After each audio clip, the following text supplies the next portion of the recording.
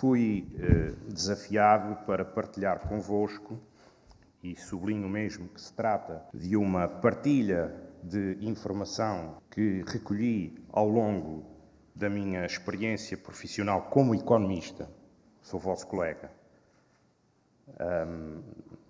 na SATA, no Grupo SATA, uma carreira profissional que, feliz ou infelizmente, já tem 30 anos.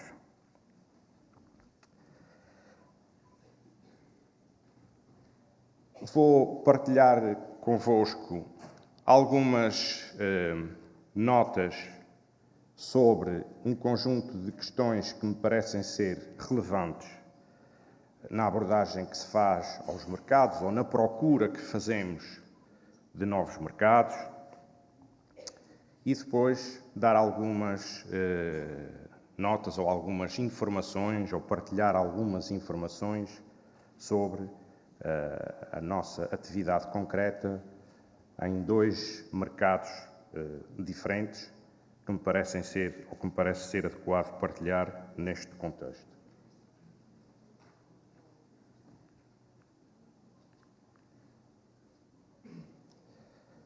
É natural que cada um olhe para o negócio e para a sua atividade de acordo com o seu interesse particular. E se já aqui tive alguém que me antecedeu, que falou e que colocou o ênfase na necessidade de captar novas companhias e novas rotas, eu cá acho que o que é importante é captar passageiros, porque isso é que verdadeiramente dá sustentação ao negócio. Não há rotas, não há voos, não há aeroportos, nada disso existiria se não tivéssemos passageiros, que para nós é o mesmo que clientes. E, portanto, eu percebo que é impossível chegarmos a um ponto, chegarmos a um objetivo, se não tivermos um caminho. E, portanto, uma companhia aérea, uma rota, é o caminho para chegarmos a um destino turístico. Mas o que releva verdadeiramente na nossa atividade são as pessoas, é transportarmos passageiros. E é atrás deles que temos que ir. E, portanto, por vezes fico preocupado quando parece que todos os agentes do negócio se fixam excessivamente na questão de temos que ter mais companhias a voar, temos que ter mais rotas. Isso é importante, mas não nos esqueçamos disto. Para terminar este aponto, conto uma história que eu vi há muitos anos. Tive que ir representar um administrador da SATA a um jantar. E sentei-me ao lado de um administrador da TAP, ou melhor, sentei-me no meio de um administrador da TAP que ficou à minha esquerda e de um embaixador de Portugal num país da Europa que se sentou à minha direita.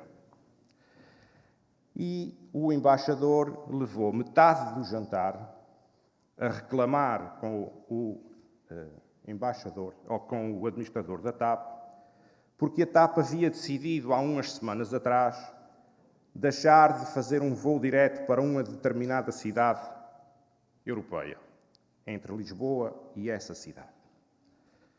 E o administrador da TAP, com sotaque brasileiro, levou uma parte grande da conversa a procurar explicar ao embaixador que compreendia as razões deles, mas que no fim do dia, contados os passageiros, não os havia em número suficiente para sustentar a rota.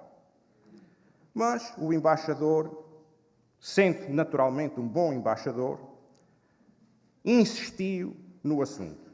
E é assim que deve ser. Devemos insistir nos nossos objetivos. E insistiu e insistiu. A dada altura, já perto da sobremesa, O administrador da TAP, procurando acabar a conversa porque tinha de ir-se embora, virou-se para o embaixador e, com sotaque brasileiro, disse: Senhor embaixador, põe lá amanhã os passageiros, 5 minutos depois terá lá o avião. Este é que é verdadeiramente o problema.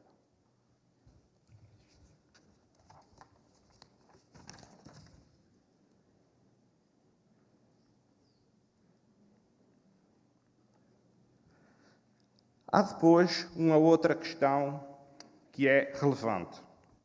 Não a coloco aqui porque ela porventura possa ser aplicável à Madeira. Não é isso que está em causa. Mas também às vezes, no afã, na pressão de termos o avião, esquecemos que a seguir o que é preciso é uma coisa para vender. Portanto, precisamos de ter um produto para vender. E, portanto, naturalmente, os números comprovam isso. No caso da Madeira, felizmente, no caso de Portugal inteiro, nos últimos anos, no sector do turismo, temos tido e vamos continuar a ter produto, excelente produto para vender. Mas claro que, sendo eu de uma companhia aérea, fica sempre bom pôr o peso nas costas dos outros, porque, na realidade, levamos muitos dias do ano inteiro a que toda a gente ponha a carga no avião. E, portanto, passageiros, essencial, e é importante que tenhamos consciência de que a seguir é o produto. Embora eu considere que, em alguns casos, se possa considerar até que o transporte aéreo pode ser, ou outro tipo de transporte, possa ser parte do produto. Mas estas são duas questões essenciais das quais não podemos sair e das quais não nos podemos desfocar. Há depois uma outra questão que é, no produto turístico, colaboram muitas atividades. Há muitos negócios, ou muitos subnegócios, no negócio do turismo. E todos temos que trabalhar na oferta turística em cooperação. E as nossas conversas, isto é, as conversas entre os agentes das diversas áreas do negócio do turismo, têm que perceber que a única forma de um negócio crescer e se sustentar para o futuro é de que nenhum deles pode ter a ambição de ganhar o dinheiro que é do outro, ou do dinheiro que corresponde à parte do outro. Isto é, para o produto turístico final, para aquilo que se vende no fim do dia, há um conjunto de empresas que se esforçam, que contribuem, que têm custos. E, portanto, não é razoável que um dos contribuintes desta cadeia que produz o produto turístico ambicione tirar da sua atividade um proveito maior ou proporcionalmente maior do que o custo que põe nesse produto. E, portanto, porque é absolutamente necessário para a sustentabilidade do negócio como um todo que todos os intervenientes no negócio retirem dele o que é necessário retirarem para se sustentarem durante um período de tempo relativamente longo. E por falar em tempo, esta é outra questão que é relevante. Nós vivemos consumidos pela necessidade de ter que chegar primeiro e esquecemos que é preciso tempo para fazer as coisas. É preciso tempo para colher os frutos. É preciso tempo para o nosso esforço, para os nossos custos gerarem receita. E, portanto, na realidade, nós temos que fazer opções que têm a ver com tempo. É possível corrermos 100 metros e sermos especialistas nessa distância. E sermos bons especialistas nessa distância e sermos bons atletas nessa distância. Mas é possível ser isso tudo correndo 10 km também. E, portanto, as empresas, os destinos turísticos, o que são corredores de longas distâncias. Claro que essa corrida das instituições, dos destinos, das empresas, é feita por atletas, nós, de curta distância. Mas temos que ter isto bem presente, para que as nossas vontades individuais, o nosso desejo individual de querer colher os frutos à nossa escala de distância e de tempo, não mate realidades que trabalham com tempos diferentes. O tempo é uma variável da economia que tem que ser muito bem compreendida. E, na minha opinião, humilde, é claro, mas é a minha, o tempo tem sido das coisas mais mal compreendidas e mais maltratadas dos últimos tempos. Porque nós perdemos a paciência rapidamente.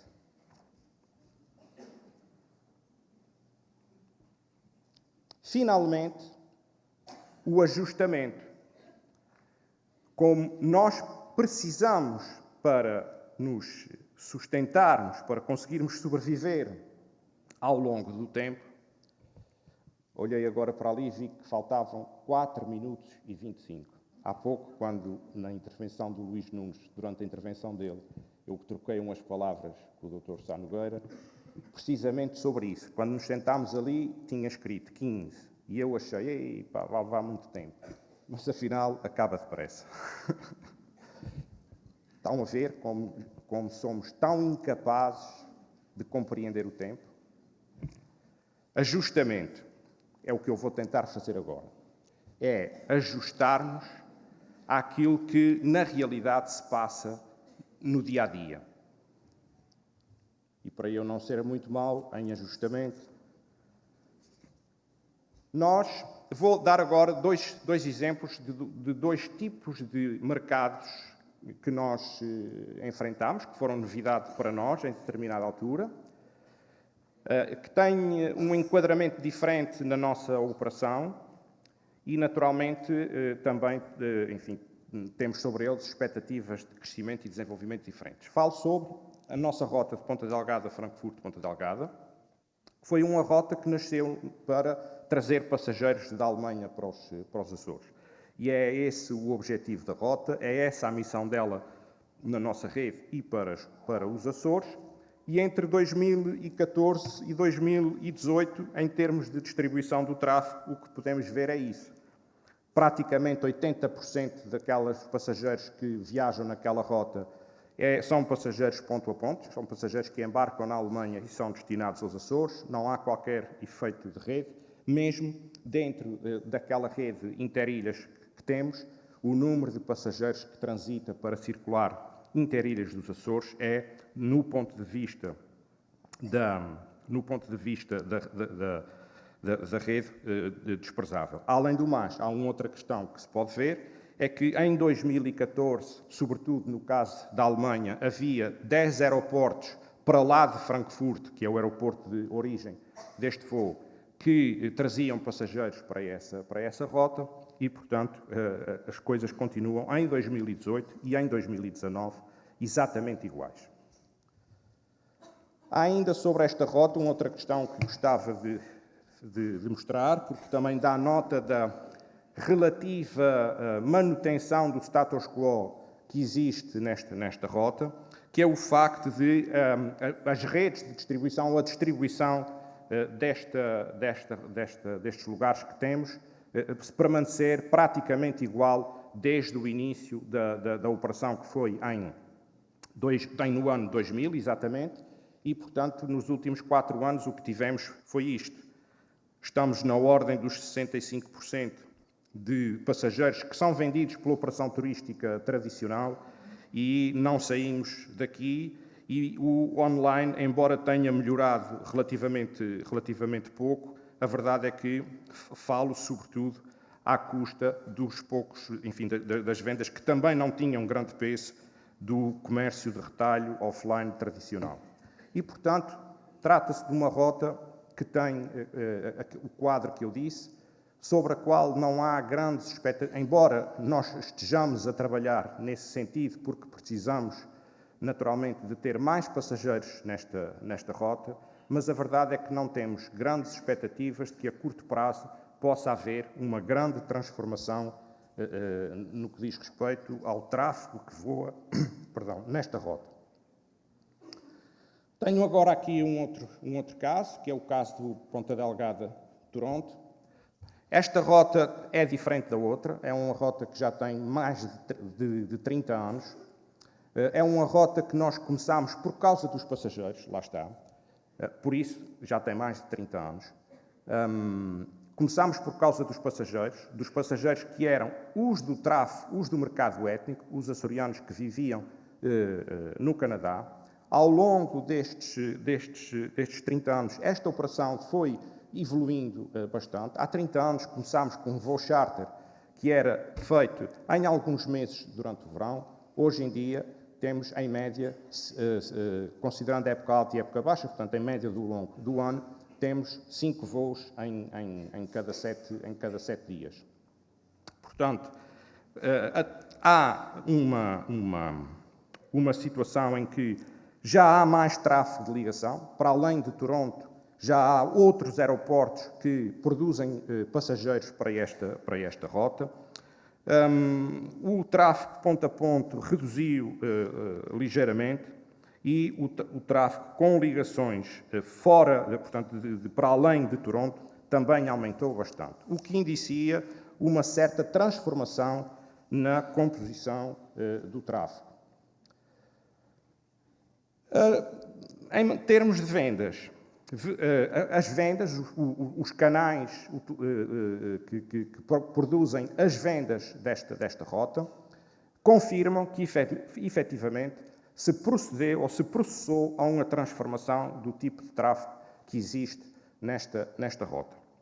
As vendas online cresceram bastante e, apesar desse decréscimo em 2018, em 2019 vão crescer outra vez para um valor superior ou para um peso superior àquele que houve em 2017. As vendas do offline, que eram sobretudo vendas do mercado étnico, decresceram e em 2009 é muito provável que pela primeira vez as vendas do online, portanto os online travel agencies e o website da SATA em conjunto, consigam vender mais do que o retalho tradicional. Isto é uma transformação não só do retalho, mas é uma transformação do retalho, portanto, da venda, que tem por trás uma transformação do tipo de passageiros que temos. No caso do Boston, a situação é exatamente esta. Também temos uma situação em que o tráfego ponto a ponto viu o seu peso reduzido, há mais tráfego de ligação e há um crescimento bastante acentuado dos aeroportos para além de Boston que alimentam estes voos. Portanto, de 2014, com 81 aeroportos para além de Boston, passámos para 115, portanto, um aumento de 42%. Esta informação, vista em conjunto com a informação relativa aos canais de venda da operação, confirmam que no caso dos Estados Unidos, aqui sim, já em 2019, se vai vender mais através do canal online do que dos canais de retalho tradicional, e isto confirma exatamente aquilo que o Luís Nunes acabou de referir há pouco. Nos Estados Unidos, definitivamente, o segmento de mercado não residente ou não relacionado familiarmente com os Açores é, neste momento, eu diria já, maior do que o segmento étnico.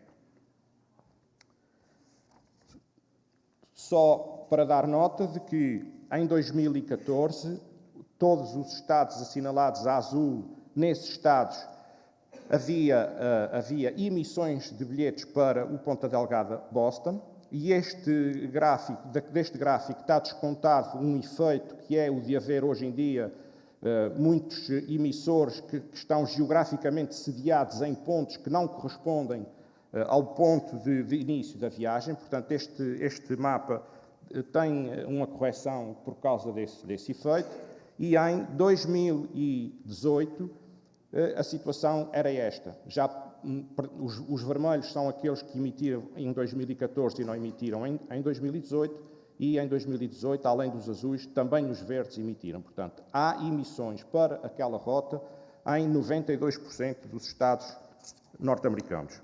Para terminar, uma ligação à Madeira.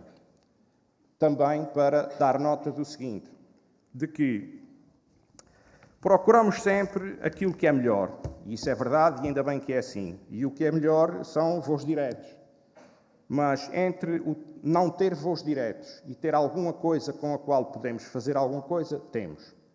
E a verdade é que, neste momento, a SATA tem a sua operação dos Estados Unidos e do Canadá, em termos organizada, com um ponto de interseção em Ponta Delgada. E já hoje em dia, cerca de 20% dos passageiros que viajam entre Ponta Delgada e o Funchal vêm ou de Boston ou de Toronto. Nós, este verão passado, exatamente por causa disso, substituímos o equipamento que fazia a frequência ao sábado, que passou a ser um 320, que foi uma substituição do ponto de vista dos resultados conseguida, porque nós aumentámos, mais que duplicámos nesse dia da semana, a capacidade de lugares e não tivemos uma perca substancial no load factor. Aliás, a diferença do load factor é mesmo marginal.